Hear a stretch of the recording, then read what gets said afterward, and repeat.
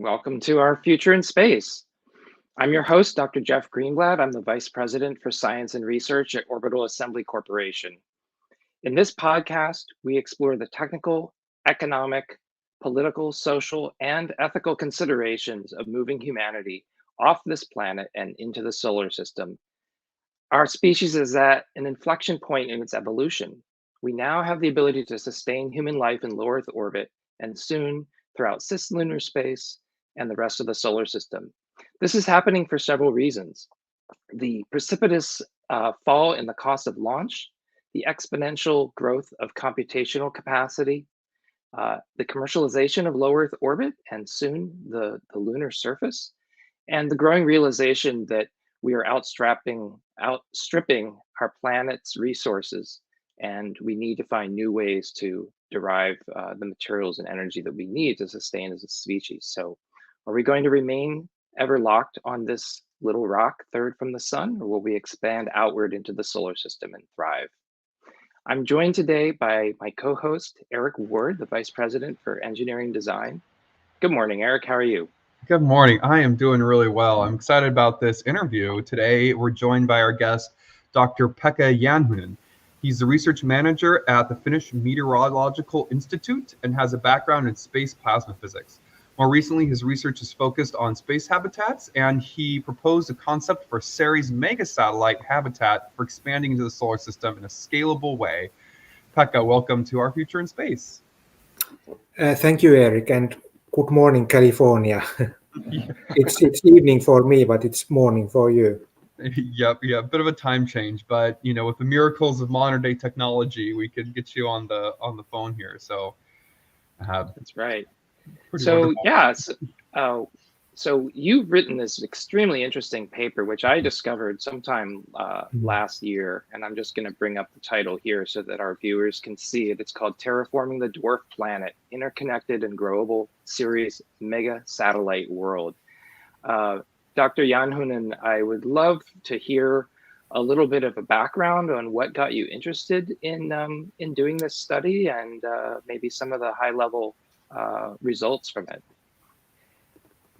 Yes, okay, so it may sound surprising, but this was actually a result of a systematic search. So I set out I asked myself the question that what are the requirements for humans to thrive in an artificial habitat, and then I simply wrote down these requirements for me, and then basically made a systematic search for possible technical options, and this in our solar system, and this is what then ultimately came out. This was not the first idea, or even not the second idea that I explored, but this was the best idea that I could find when writing this paper.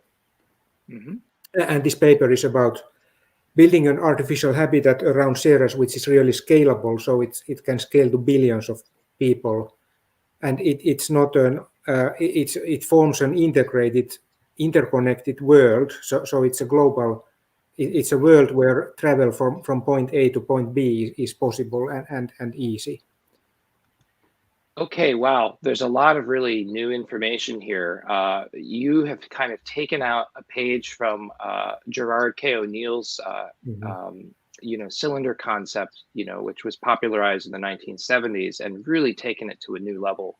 Maybe you can explain to us sort of how it differs from that vision, and I want you to highlight like this interconnected world idea for our listeners, because I don't think people quite understand what you have in mind until I'm going to show some visuals in a minute, but why don't you go ahead and explain, and we'll bring them up as we need to. Yes, so the basic idea is very simple. We just take a number of O'Neill cylinders and we suspend them using magnetic bearings in a rigid structure, rigid frame, and this frame allows people to travel or migrate between these cylinders. And the motivation for doing this is the fact that the size of a single O'Neill cylinder is limited by material considerations. So the tensile strength requirement increases linearly with the radius of the cylinder, and that sets a practical upper limit for the radius and size of a single cylinder. And so for that reason, sooner or later, we need more than one cylinder, and then simply putting these in a rigid structure seems technically a more simple solution than attempting to do some kind of formation flight. Mm-hmm.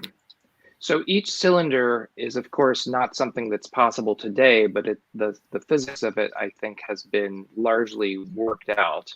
And once we have the ability to construct these large structures in space, you're saying going from one cylinder to hundreds or even millions, I guess, is just a matter of scale.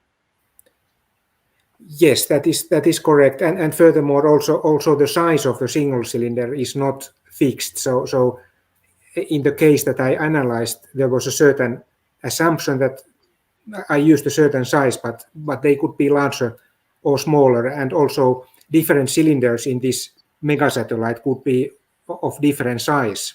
The cylinders can be of different sizes. So I just made this in the visualization. I just made them the same size, just because I was too lazy to program other sizes.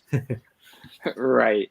I understand. So you can make a combination of sizes and they would all work together in this mega constellation. Yes, and I would envision that we start with smaller cylinders, and then with a relatively small seed for this mega satellite, and then when we learn how to do it, then we gradually increase the size of the cylinders that we use.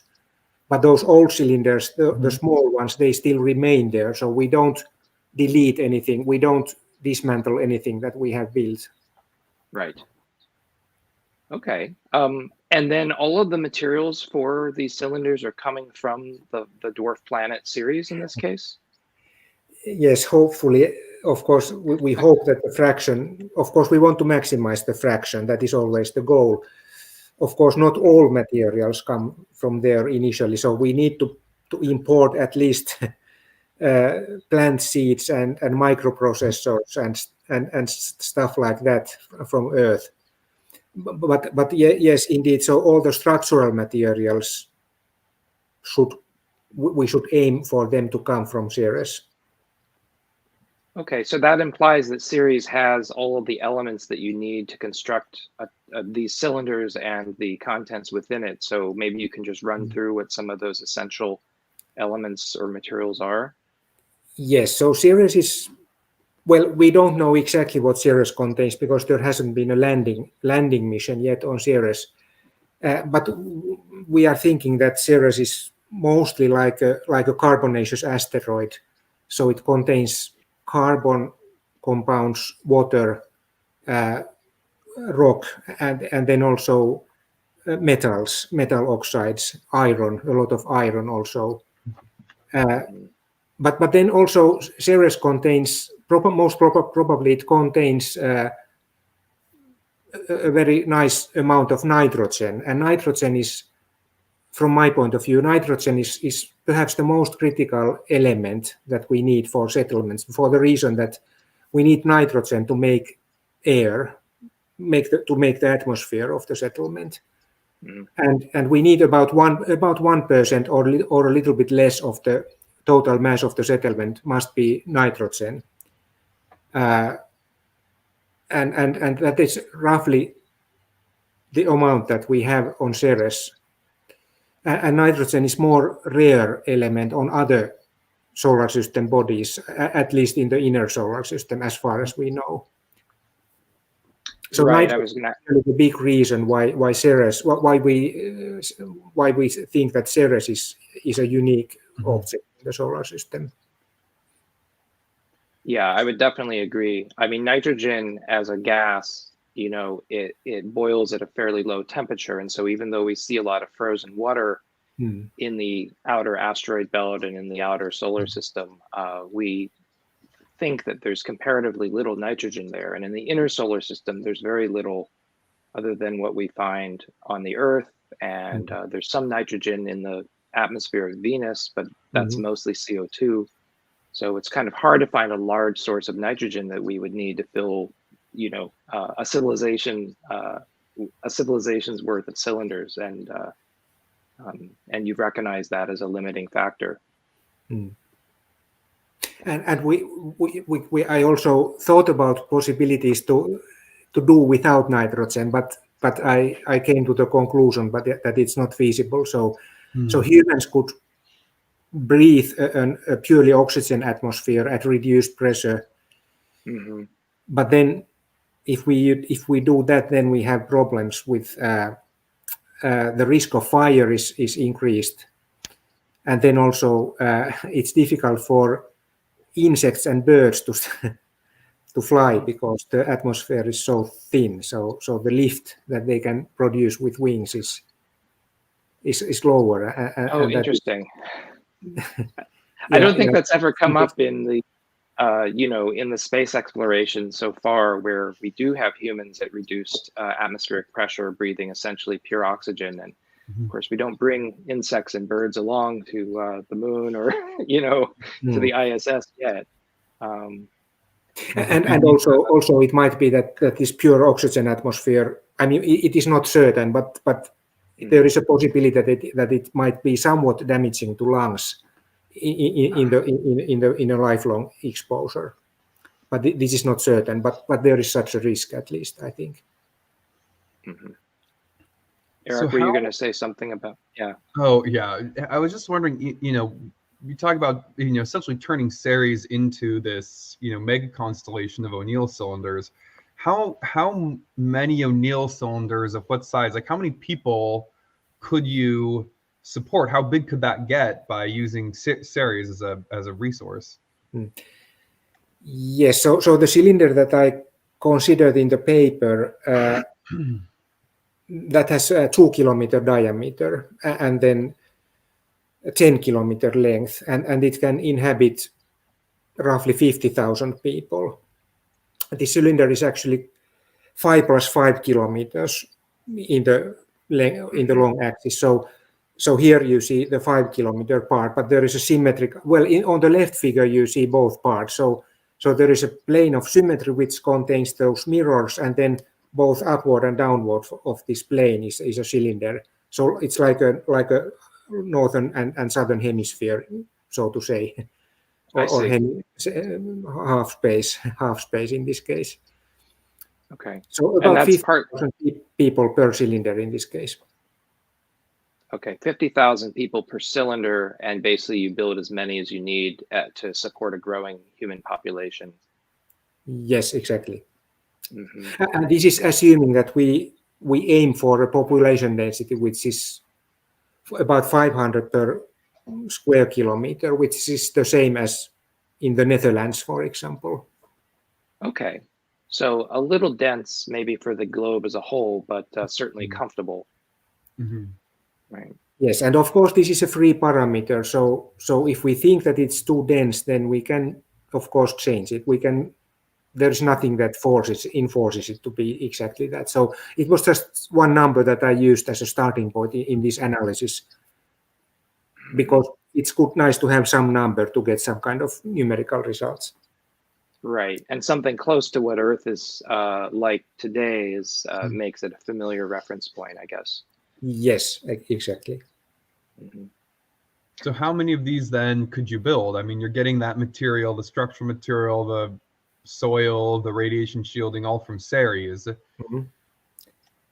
Yes, yes. The idea is that yes, indeed. So most of the mass is radiation shield and soil actually doubles also as a radiation shield. So there is a soil layer, and then also outward of the soil there is a non-rotating radiation shield, but that is kind of a technical choice. But yes, about 90%, most of the mass is this radiation shield, which is about 3.5 meters thick overall, which corresponds roughly to So in this picture we see. So on the left we see the rotating cylinder. And the artificial gravity points to the right in this picture. So the brown part is the soil, and then there is a vacuum gap between the soil and the radiation shield. And the radiation shield is the gray one, which is a little bit thicker in this case. And then for thermal design, we need heat pipes across the soil layer and the radiation shield also. So we need to keep basically the soil and the radiation shield nearly isothermal internally. And if we do that, then the radiation flux across these vacuum gaps and further from that into deep space is just sufficient to provide sufficient cooling. I see. So essentially you have radiation balance where you're losing, in this diagram, 141 watts per meter squared from the outside of the radiation shield, and that's balanced by what is coming out of the interior of the cylinder. Is that right? Yes, and that value is mostly dissipated sunlight energy. So we use optics to use natural sunlight, which illuminates the biosphere, the green layer that we have there, plants basically. And all that sunlight, of course, turns into heat, and we have to get rid of that heat at a suitable temperature. Right. I mean, this is a common problem of all space structures, that we need energy to do whatever it is we're doing on the inside. In this case, it's mostly supporting a biosphere, but of course, there's some industrial activity too, presumably. But all of that ultimately turns into heat, and you have to get rid of it. Otherwise, you heat up. Yes, and it's interesting that the Ceres distance from the sun is roughly just about right from this perspective. So if Ceres would be closer to the sun, then I don't know how to do this. I mean, then we would have to modify a little bit of this thermal design. So you're saying 100. We have to fight against coldness even in Ceres distance. So we have roughly the optimal radiation equilibrium temperature there. So how far is Ceres from the sun in astronomical units? I think it's 2.8 astronomical units, if I remember right. The orbit is not exactly circular, so it varies, but it's not too far from being circular. So the eccentricity is it's more than for Earth and it's more than for Mars, but it's less than for typical asteroids anyway. I see. Okay. So actually, that brings up an interesting question about seasons and how do you keep things constant, or do you have seasons? So if you're moving, if you are moving along an eccentric orbit, the amount of sunlight is going to vary over the course of a Ceres year, which I'm guessing is like 3 or 4 Earth years, maybe a little longer. Yes. Do you plan? Okay. So do you plan to allow that sunlight to vary? Is there a way to control that? And what are the implications for the biosphere? Yes, this is a good question. I didn't consider it in detail in this analysis, but certainly there are ways to modify the sunlight. So you can either choose to make it constant, so that you basically cancel the variation of sunlight along the orbit, or you can also, if you want to, you can also accept it and then, I mean, let it vary inside also. Right. This is a question of preference. So I don't. So because the orbital period is so much longer than Earth year, so then I don't know if it's good idea or not to let the climate or the sun environment vary in 3.5 year time scale or not. This is something that we have to think about and maybe explore a little bit.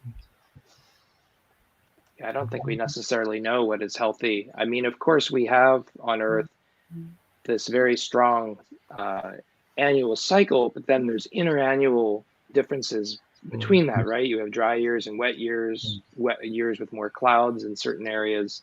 And so certainly our ecosystem has been adapted to those changing conditions, but to have a regular, say, 5-year period, is unknown territory. Yes, there is actually one point that I would like to raise in this context, and that is related to the mental well-being of humans. So, of course, only practice will show how it really goes. But I would think that that it would be good to have a light environment which is all the time varying a little bit, so that the light conditions, the light environment is never exactly the same, so that each day is slightly different, each hour is slightly different, because that I think is what makes kind of landscapes and what makes life interesting on Earth, that the light is never exactly the same. And this must be done somehow artificially, and it can be done artificially in this kind of habitat environment. And I think that this is, there are of course very many ways to how to do it, and it just should be done so that people don't get bored with an environment which is always exactly the same. Yeah, that makes sense. So yeah, it's I know, so true. Yeah, along that line, you've thought really carefully about that kind of optical engineering of these cylinders, how we collect the sunlight, how we get it into the cylinders. Could you tell us a little bit about what solution you kind of got to there to keep radiation out but sunlight coming in? Yeah, sure. So this optical arrangement, it uses 4 reflecting surfaces. The first reflecting surface you just saw in the previous figure, it's this planar I'll bring that back. mirror. Sorry. This planar mirror, or actually 2 mirrors on both Each side, yeah. spaces, which produces vertical sunlight. And then in the next slide, yes, thank you, this one. So then the light goes vertically down, and it's reflected from the main parabolic mirror, whose purpose is to concentrate sunlight, to increase the intensity of light, to balance the large solar distance of Ceres. And then the light goes through a narrow slit, which is a ring at the top of the cylinder. And then it reflects from an auxiliary mirror or secondary mirror, which is also a paraboloid. And after this paraboloid, we have again vertical light, but now it's concentrated vertical light. And this light propagates down or along the cylinder axis in what I call the light channel. And then in this light channel, there is the ceiling of the light channel. So the ceiling here is now vertical in this picture, but it's a ceiling from the point of view of the people who are living on the habitat, because we have to remember that the local artificial gravity is now pointing radially outward from the cylinder axis. So it's now, gravity is now horizontally in this figure. And so we have a ceiling which can be lowered and inclined. And this moving ceiling is what produces the diurnal cycle, the artificial diurnal cycle for us, the 24-hour simulated day and night cycle. And the ceiling. Okay, so that's a part. The ceiling is not a mirror, not a reflecting mirror, but it's a diffuse reflector. So it's a white painted surface or something like that. I see. Okay, so you get diffuse sunlight that's not coming from one direction and having a harsh angle, but rather it's kind of uniform illumination coming from above. Yes, exactly. And this is the point where we can introduce some very little variation. So we can have something gleaming or something foggy, which produce this interesting day to day or hour to hour very little variations in the light environment, so that it's not always exactly this diffuse white, but it has some variations. And this lowerable ceiling is the place where to engineer this kind of stuff. Gotcha. Okay, so essentially you can tune the ceiling to provide whatever kind of light pattern you want, including, yes, I guess, some concentrated. And if you show me this other figure where we have this, then I can explain it in more detail.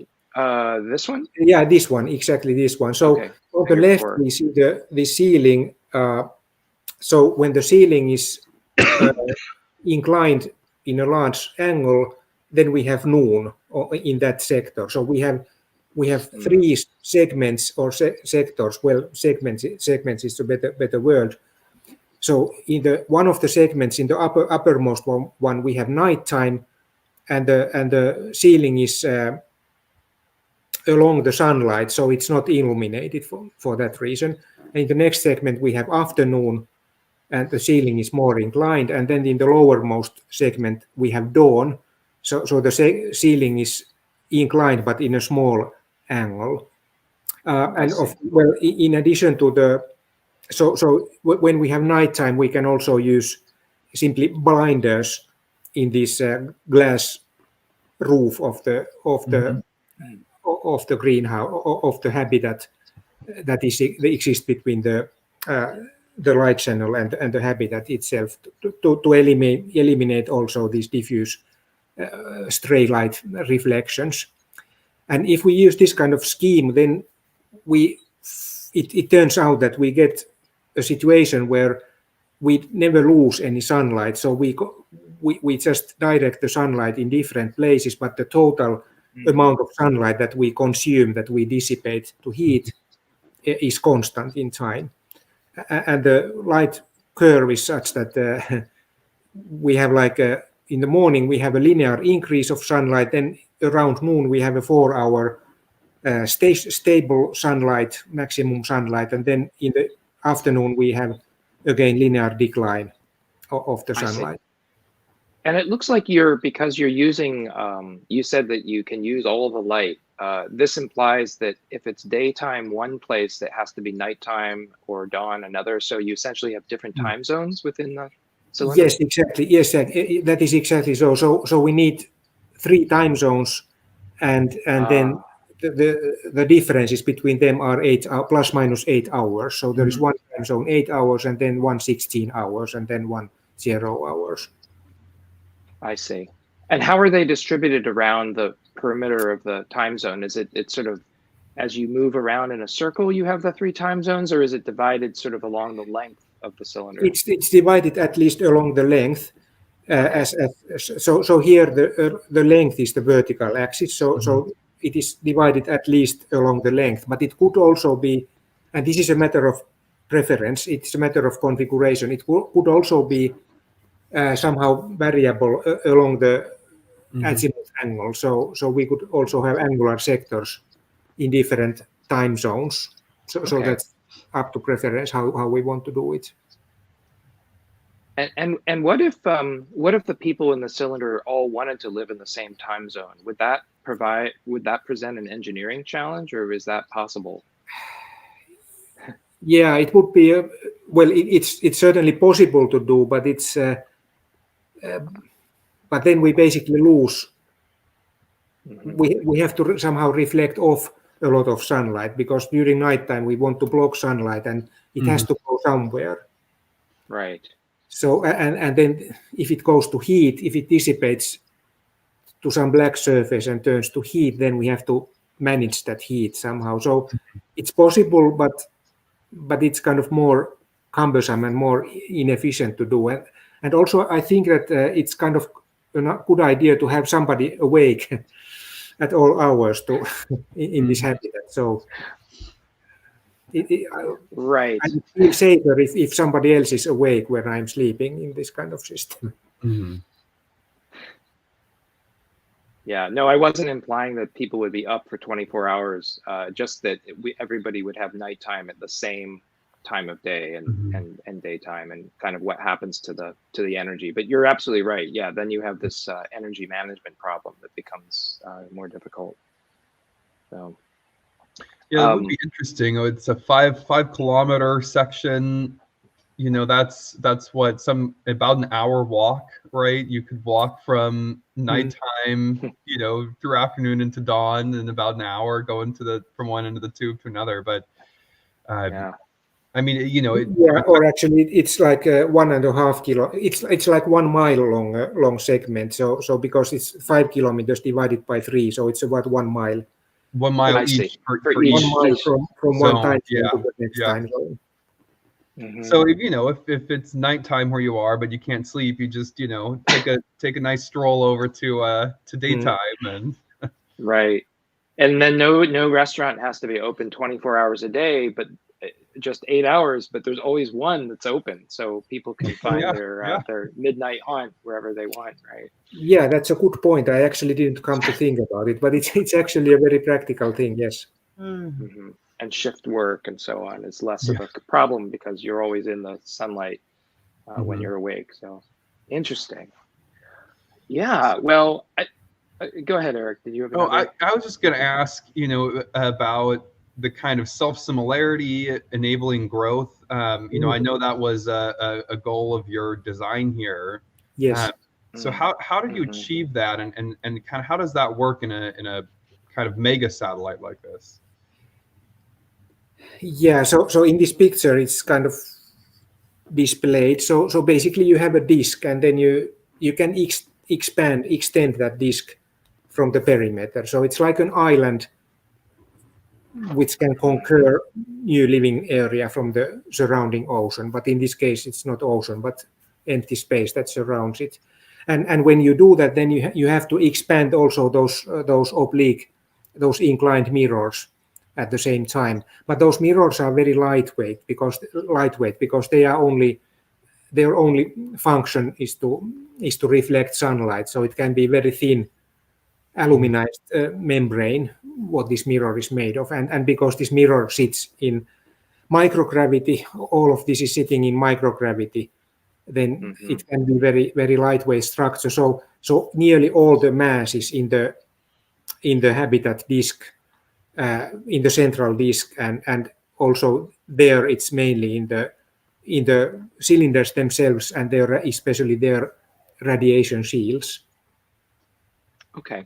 Right. So essentially, as the colony expands in population, you simply build new habitats at that leading edge, sort of the thickest part of that dotted line, I guess, toward the left side of this diagram, and you are constantly building at that frontier. Mhm. And so you're essentially building outward to expand the size of the disk, plus the mirrors, as you said.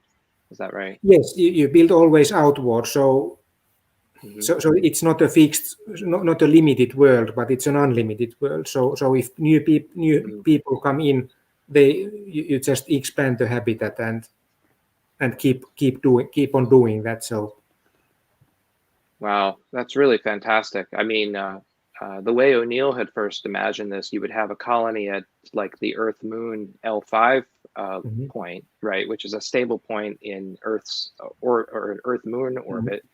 But that material would, well, the material would probably be derived from the moon or near Earth Mhm. asteroids.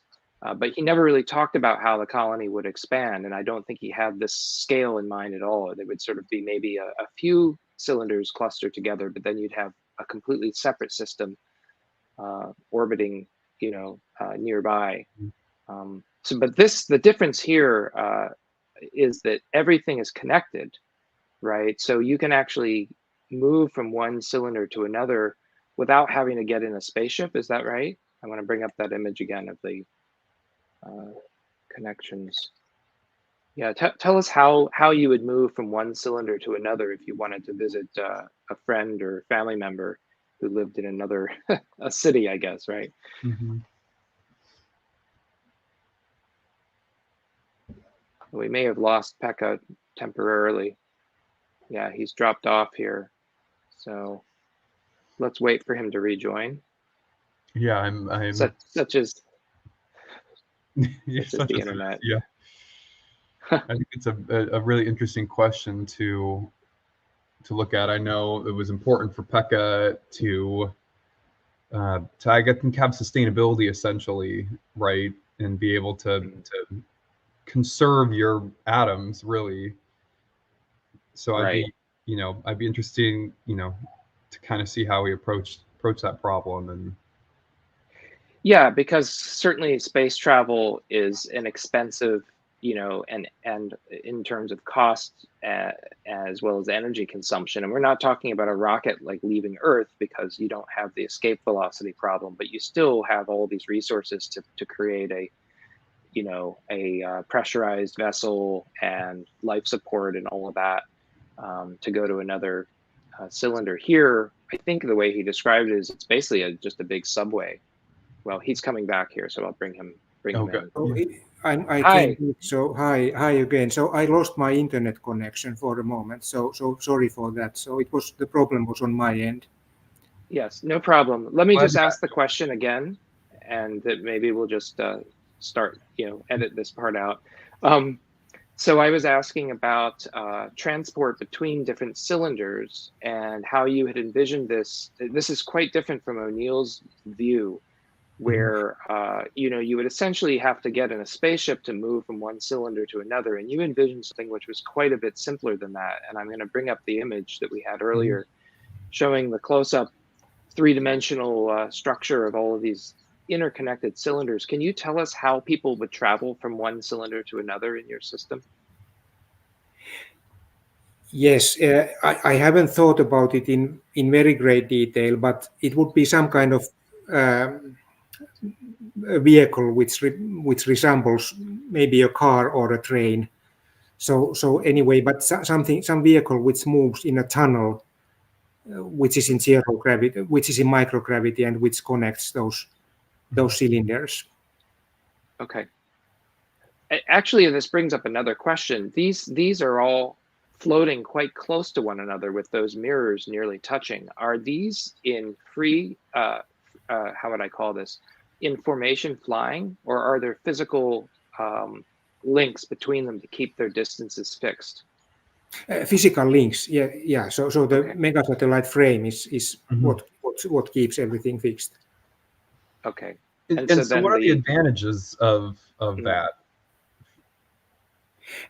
It's just technically simpler to implement. So because formation and another benefit is that we don't consume propellant, because rocket propulsion is something that we want to avoid, because that's a non-renewable resource in the solar system. So all propellant that you use is lost forever from the solar system. So it never comes back. So there's a lot of water on Ceres and volatiles on Ceres, but it's still a finite amount, and we want to avoid consuming rocket propellant in a daily basis. So of course we use it when people migrate from Earth to Ceres or in the other direction, but we don't want to use it in the daily commuting.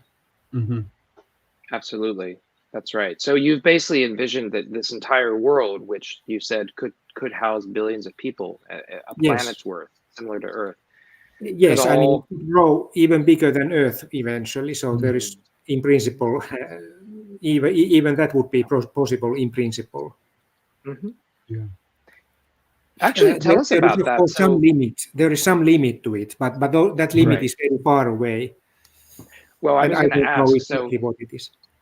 Okay, can you is there a limit to how much of Ceres mass you can consume to make these satellites before the system becomes unstable? I guess you still have to have enough mass in Ceres itself so that you're orbiting around a heavy object, right?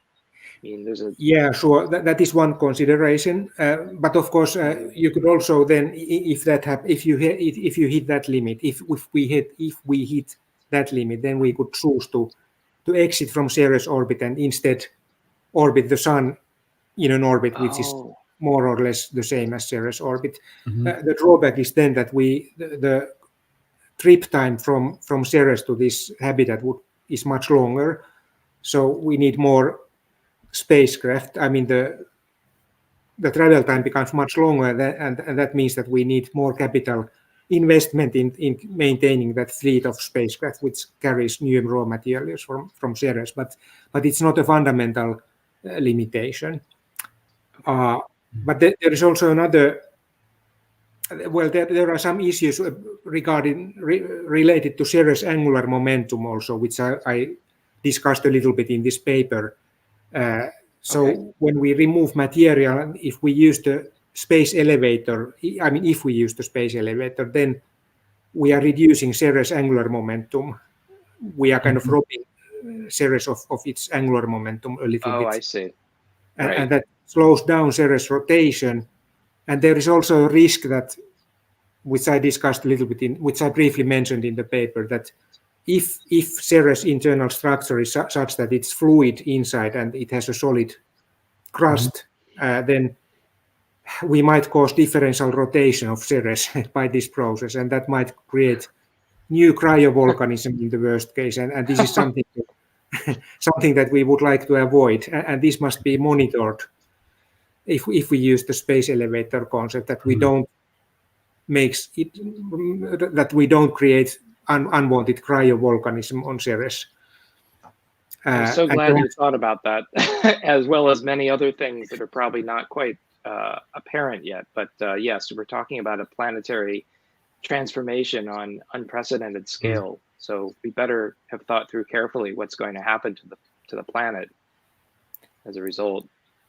Yeah, I mean, it may sound a little bit funny, but because I'm a scientist, so my job is kind of to to look into possible future problems. So even if it's far-fetched problem, it's good to be at least a little bit aware of it before we actually run into that problem. Oh, absolutely. Well, that's what this program is about, is exploring possible futures and their implications. So I think if we're planning to put billions of people out in the solar system, we want to know what the impacts are going to be on the natural environment. But I mean, there is a simple way to avoid all these issues, and that is not to not use the space elevator, but instead just use ordinary rocket propulsion. I see. So in that case, we don't modify the angular momentum of Ceres. Okay, but if you do that, though, then you are consuming propellant as you're moving from the surface of Ceres to the colony, right? Yes, but we do it only once for each material packet that we lift up. So we just means that we consume a certain fraction of that material as propellant. But once we have done that, then it's done, and then we don't consume it any further. So it actually depends. The feasibility of that depends on how much exactly how much volatiles, especially water, there actually is on Ceres, and we don't know it exactly yet. Yeah, we're also talking about a pretty light planet in terms of gravity. So the amount of propellant needed to get from the surface to this orbital location is very modest compared even to our moon, I believe. Yes, it's very modest. It's about 500, about half a kilometer per second of delta V that we require. Yeah, compared to about 2.4, I think, for the moon. So okay, so 12 to 13 from Earth and delta V, depending on your rocket design and staging and gravitational losses and that sort of thing. So a lot less, right? You're looking at, when an order of magnitude or more cheaper, I guess, in terms of propellant to get from the surface of Ceres, a much smaller body. So yeah, it's even more because it's an exponential rocket equation. So so we really need a very modest amount of propellant to lift something from Ceres. But even that can be eliminated if we use the space elevator. But then this space elevator has these other considerations, which I mentioned. Right, but by the time we're worried about these instabilities, we're talking about a civilization that now has quite a large population. I mean, Ceres contains about 40% of the mass of the asteroid belt, if I remember correctly, and it's a large fraction. Yeah, it's a large fraction anyway. I don't remember exactly what it is. But I know that if you converted all the mass of the asteroid belt into O'Neill cylinders, you would have room for trillions of people. So you would have to make a very large settlement before you start to consume enough of the planet to start worrying about these things like the angular momentum transfer. It sounds like. Yes. So the mass efficiency. I mean, when we produce living area for people, so the mass efficiency in O'Neill cylinder is about 1 million times more than for a planet like Earth, for a terrestrial planet. So because there is about 6,000 kilometers of molten rock below our feet, and the only purpose for this rock is to create the gravity field which keeps us alive and keeps the atmosphere there. while in the habitat we only need radiation shielding walls, which correspond to about 10-meter layer of water or similar substance. So there comes the factor of roughly 1 million. Yeah, it's a really interesting metric. Yeah, we're even looking at what 1g, right? The rotation rate of these is going to give you the gravity, equivalent to Earth here, but without using all that mass to produce it. You produce it by the rotation, right? Yes, exactly. So we use the centrifugal force exactly as in O'Neill cylinder. Yeah. So that's. Sorry to interject, but I just saw a real interesting question from the chat, from the people who are watching live. Someone asked, what did we learn from the Dawn mission about Ceres? Did Dawn reveal any insights that might have an impact on a plan like this?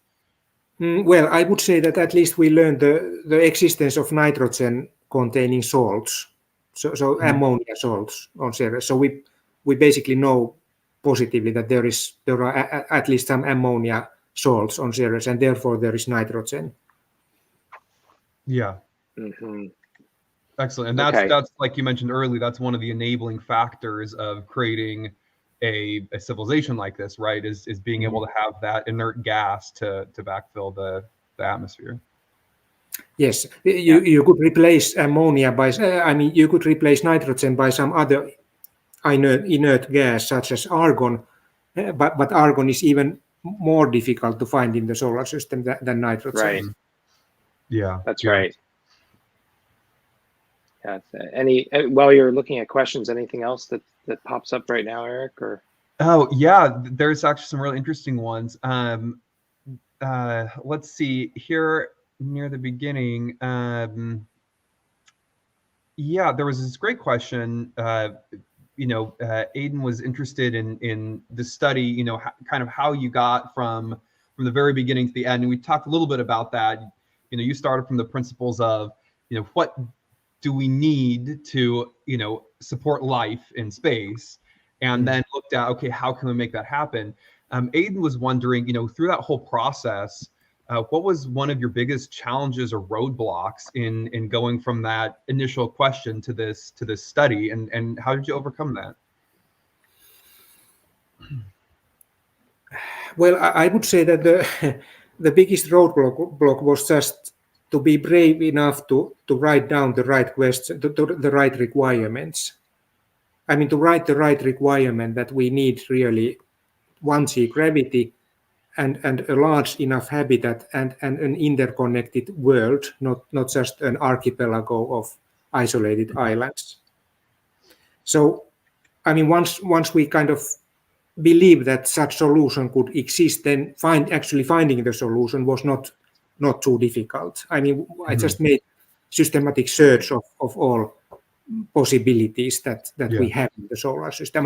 There are not so many. There is a finite number of bodies in the solar system, and then the O'Neill concept is the only one that I know which kind of enables this 1G gravity. First, I thought about various kinds of formation flight scenarios with a cluster of O'Neill cylinders, but then they always consumed propellant, and there was also the risk of collisions between these cylinders. So, for example, if we put a large number of these cylinders orbiting Ceres, then there is a risk of collisions. Or if we put a large number of cylinders orbiting the Sun in the same orbit, then there is an issue that this group of cylinders will drift apart slowly by these orbital forces, and that could be counteracted by propulsion, but then we again have the thing that we need propulsion. And there is also the issue that if we put a large number of cylinders in Ceres orbit, for example, then they start to shadow each other, these cylinders. So and it starts to become an issue. Yeah, so so you really came up with a solution, a very elegant solution that avoids all of these problems. And you found the one place in the solar system. Well, I guess you could orbit another planet like Venus or Mars or something. Yes. So yes, you could orbit Mars. So that's one option. So and in that case, we could use Deimos as the material source. But Deimos is such a small moon that then we have material only up to 100 million inhabitants. So it's a large number, but it means that it's not the final place. So Right. it's not. It doesn't scale to the population of Earth. That is for sure. Right. Yeah, that was actually my next question was if Ceres didn't exist, because Ceres is a unique object in the solar system. There's really nothing else like it, at least not in the inner solar system. Maybe there's some out, in the Oort cloud or the Kuiper belt. I mean, well, yes. But, so if Ceres is not usable for any reason, then we would use some asteroid, some carbon type, carbonaceous asteroids, which is more or less in Ceres type orbit. There are several of such asteroids, but they are smaller than Ceres, maybe about 100-kilometer diameter or 200-kilometer diameter. And then but the orbital eccentricities tend to be larger than Ceres, so that is a drawback, but it's not a showstopper. So if Ceres is not available, then we would use one of these asteroids, I suppose. But then the existence of nitrogen is a question. So there is some nitrogen on those carbon type asteroids, that is for sure. But then there might be the drawback that we have to selectively mine nitrogen-rich material, and that means that we would leave some nitrogen-poor residue. So that means that we would leave waste material, basically. And then there's a question that where to put that waste material. But on Ceres, we hopefully don't have that problem. So on Ceres, we can use all the material of Ceres and we get the right amount of nitrogen. And we can have this flexibility because our radiation shields and the soil, they are the waste trash bin of the materials. So we can put all the leftover materials there without worrying about their exact composition. Yes, I see. Right, that is a really nice feature, I think, of O'Neill cylinders generally, that you have this this ability to be agnostic about what the composition of that radiation shielding is, because almost all elements work as well. I mean, there are some small differences, but you really could put whatever the leftovers are, and it's as effective. So, well, Eric, are there some more questions? That maybe sorry. I realized I was muted there and started asking one. We had a question from chat about kind of the different layout of different cylinders. Would you expect some of these cylinders to be dedicated to farming and some dedicated to cities or governments, or kind of everyone being a mix? How do you think in a mega constellation like this with many cylinders that would kind of lay out? That is a good question. I don't have strong opinions on that yet. So, but what I would imagine, at least, is that some of the space on the megasatellite disk would not be these living cylinders, but instead would be reserved for microgravity manufacturing facilities simply. So I think we need manufacturing facilities to make more of those cylinders, and that industry must be somewhere. And at least some of those processes probably might work better in reduced gravity or in microgravity than on the cylinders themselves. And also from the safety point of view, it's good to put those at least some of the industry away from people, so that if there is some explosion or something on the industrial side, then you don't threaten the habitats themselves.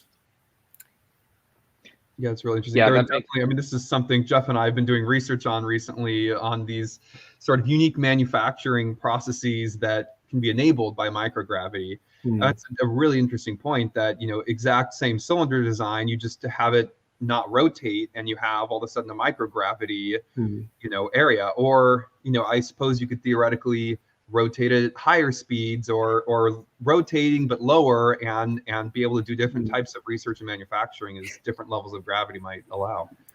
Yes, and actually I would like to mention, to raise up this point here, that especially the lower than Earth gravities are kind of pretty unexplored territory as far as manufacturing is concerned. So we have some experience on zero gravity. We have a lot of experience about manufacturing in 1G gravity, but then everything in between them is pretty much unknown territory, and it might well be that there are some industrial processes which work best in for example in 10% of Earth gravity or something like that, and we can readily do that with this infrastructure by just putting the cylinder rotating slower, some of the cylinders rotating slower.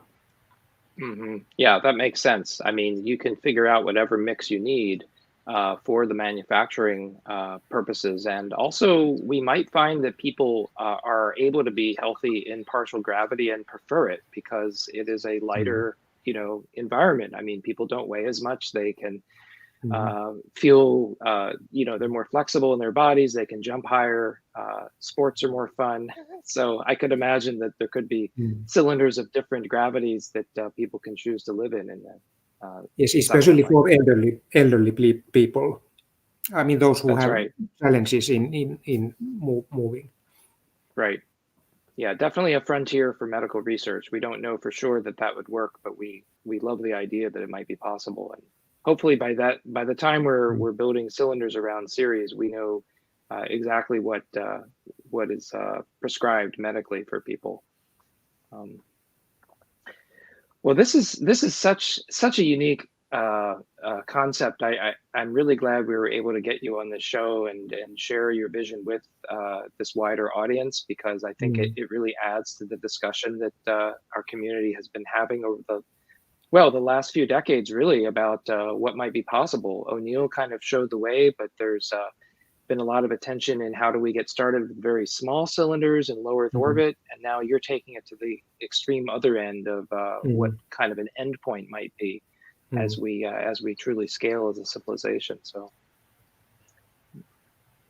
anything else you wanted to share that maybe we missed? Yeah, go ahead. Yeah, there is no planet B, but there is certainly Plan B, which might even become Plan A at some point. So. Yeah, I mean, at the scale we're talking about, potentially trillions of people around Ceres, you can get, that could easily become the Plan A, considering how much population we can fit on Earth. So, sure. Well, and I also like the idea that it isn't that if Ceres doesn't exist, we're completely out of luck. Like, we could build these around several of the larger asteroids, in the belt. And possibly even free-floating stations, like you said. It doesn't have to orbit one of these larger bodies, right? They could just be in the asteroid belt and still connected so that they don't have a collision problem. But then getting from one settlement to another does become a transportation problem. Well, we're kind of out of time here.